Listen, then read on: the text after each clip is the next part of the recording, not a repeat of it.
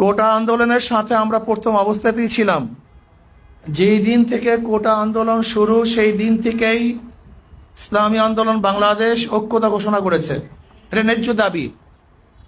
মেধার ভিত্তিতে চাকরি হবে, মেধার ভিত্তিতে চাকরি হলেই এদেশ উন্নতি হবে, এদেশ গড়বে।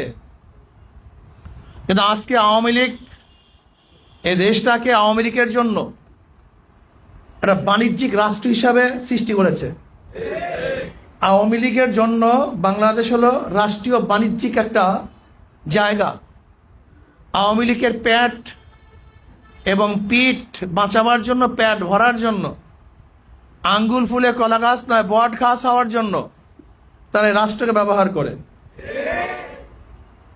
আপনারা জানেন, খোদ অবৈধ প্রাইম মিনিস্টার বলেছে যে তার পিয়নের 400 কোটি টাকা